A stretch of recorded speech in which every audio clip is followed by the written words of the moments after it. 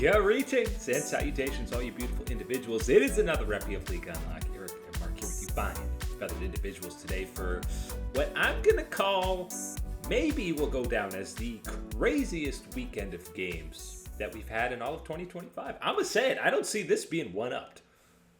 I'll take it right now. This is the banger weekend of 2025. I think maybe we can hold out that Worlds will deliver one to top this, but right now this has been a pretty good one, and it was in every single region.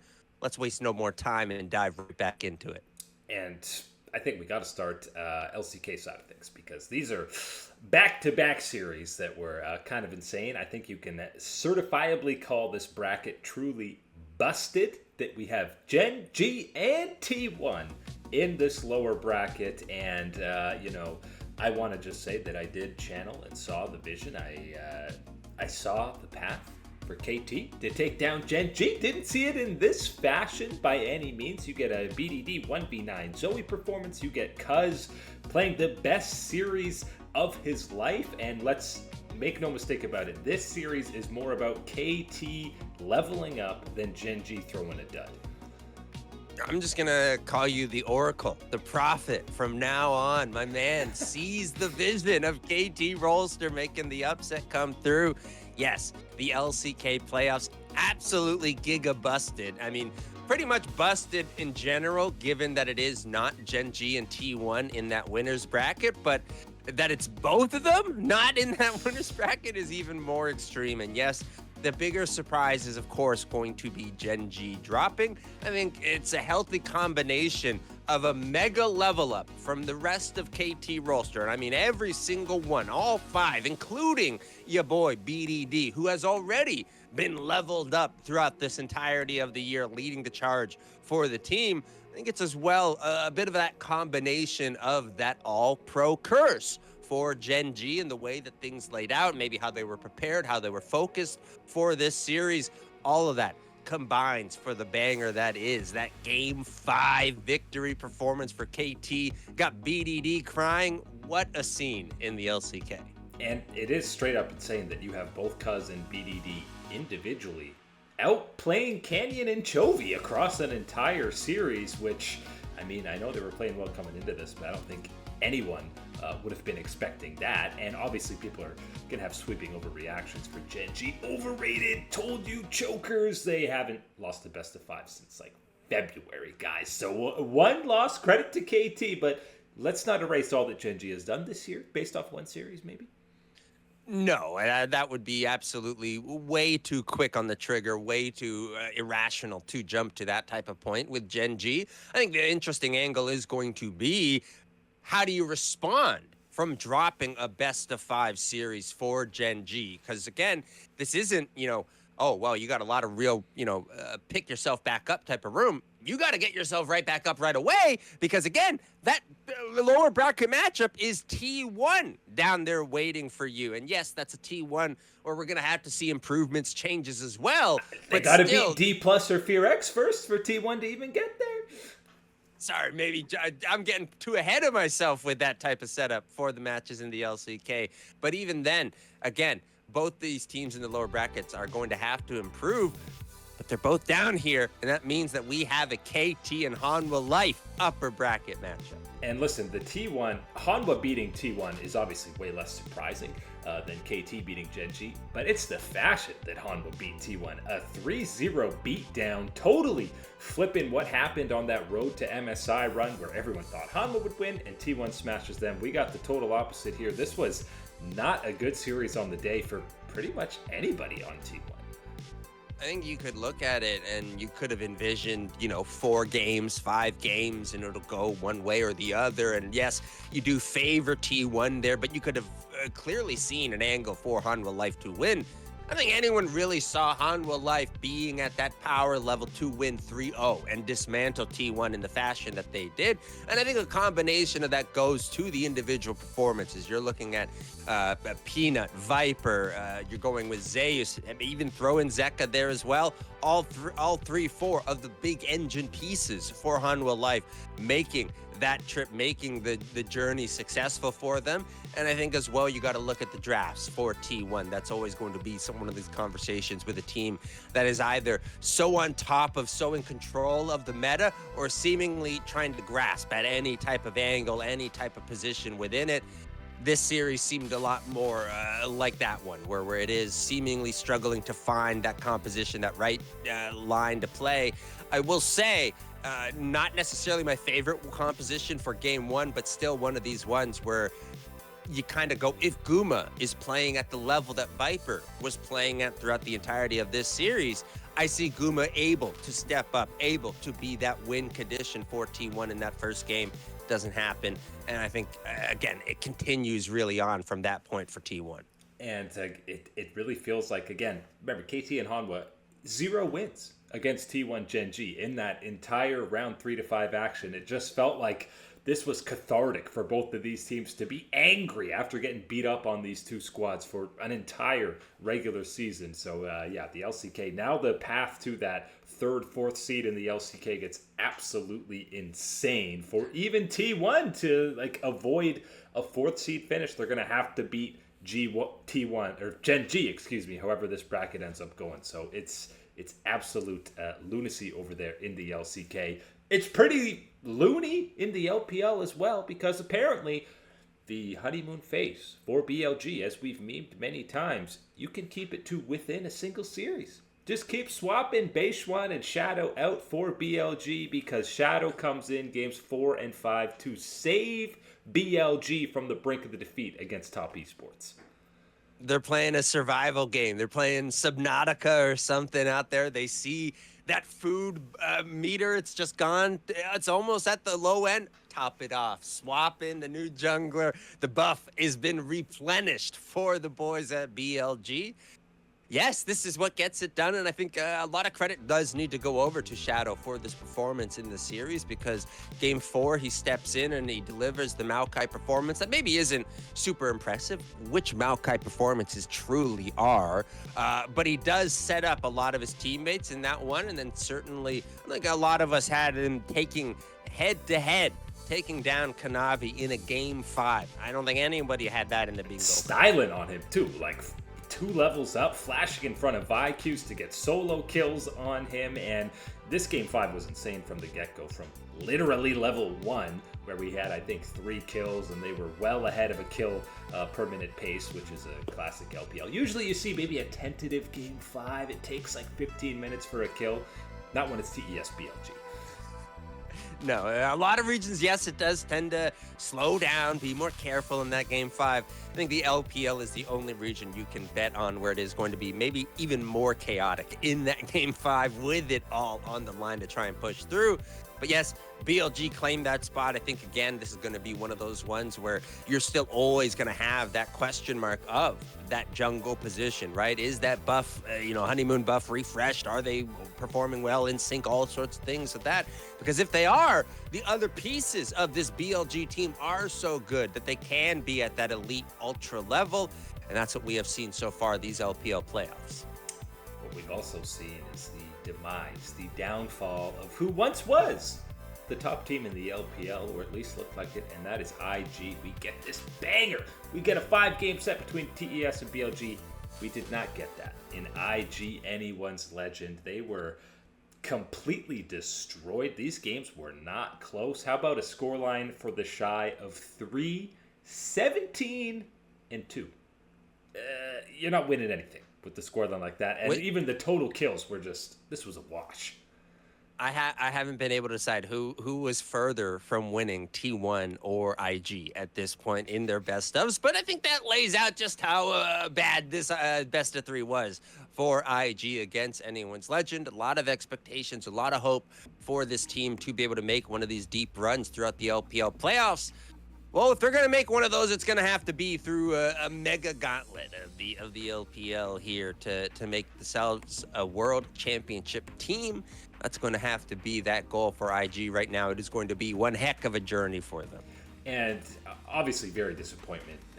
The Shy, pretty much everyone on IG had bad performances, but AL did look leaps and bounds better than they have the last couple of weeks, kind of slumping into playoffs. And we saw that, synergy, snap, engage play style that won them an entire LPL split come back in full force.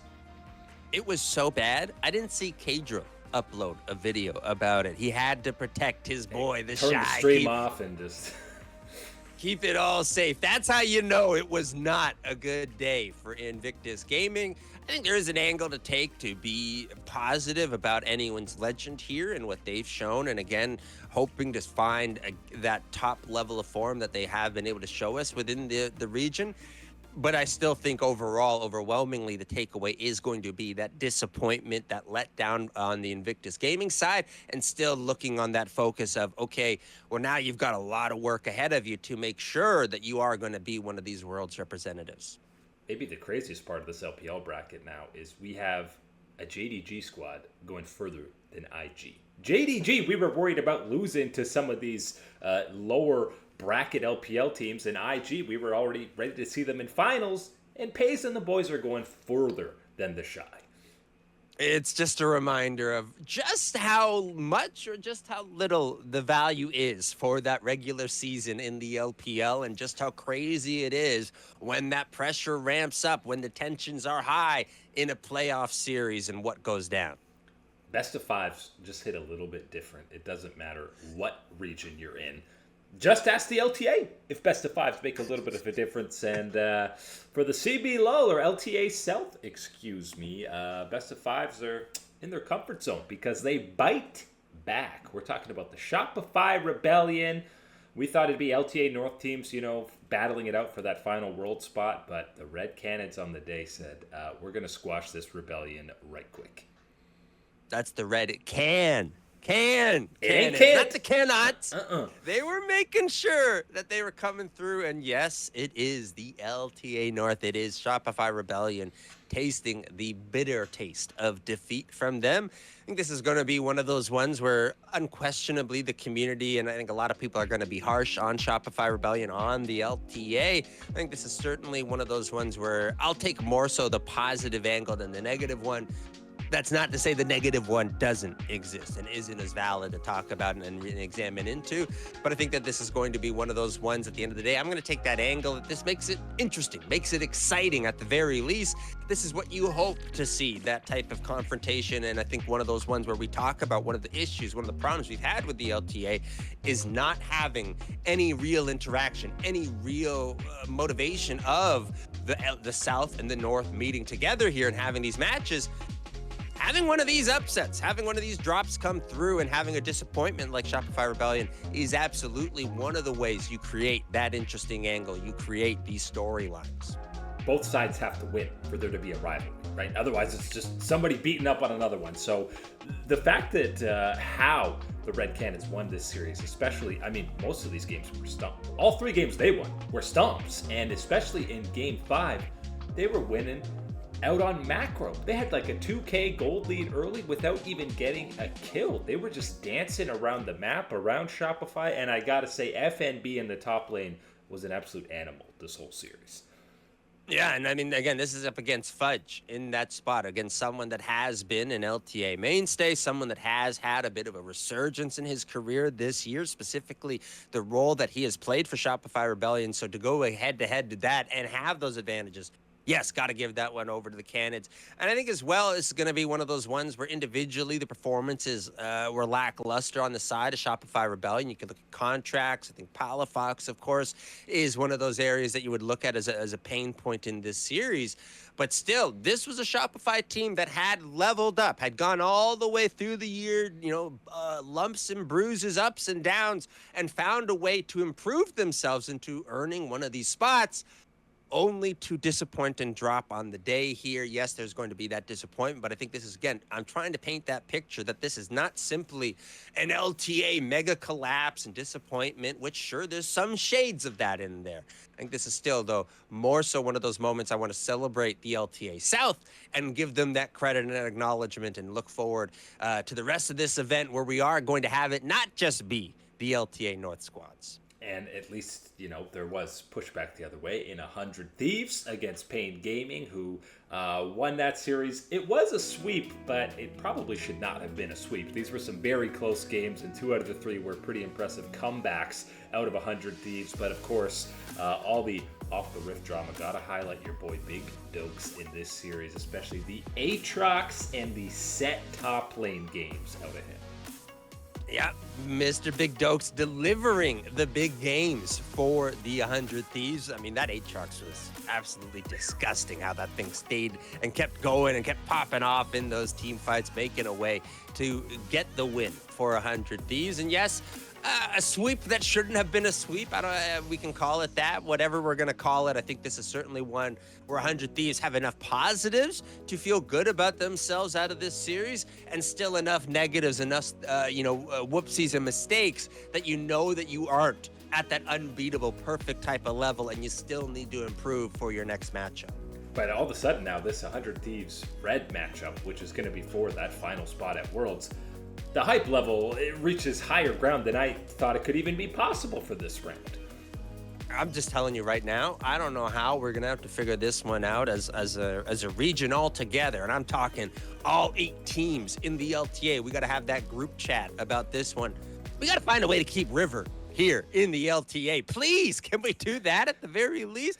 My man is playing fantastic right now. And again, you look towards that Red Canet series, and I instantly am double red circling his position in the jungle and saying he is an X factor for this 100 Thieves team and one of the guys that can be the driving factor in a series win. So that's absolutely going to be where I'm looking at it for that next head-to-head. Best J4 in the West, and yes, I'm including River in the West because he's been playing in the LTA for a long time. Speaking of West, we also had some big matchups in the LEC, the big dogs on the Rift, and of course we got to go upper bracket final first. G2 versus KOI, first time they've met up since the split 2 finals, which again is insane. We won't harp on the formatting, but story of this one comes with a little 9k gold lead comeback for G2. All it takes is Mr. Jojo Pyun rolling around the top lane for no good reason, overextending to lose a whole game and ultimately the series. These are the type of games that you absolutely will crash out from in solo queue, because everyone's been there. It's either you've been responsible for it, or you've had your friend or a stranger even go through this type of situation where you are so far ahead, but you go, why are you doing this? What?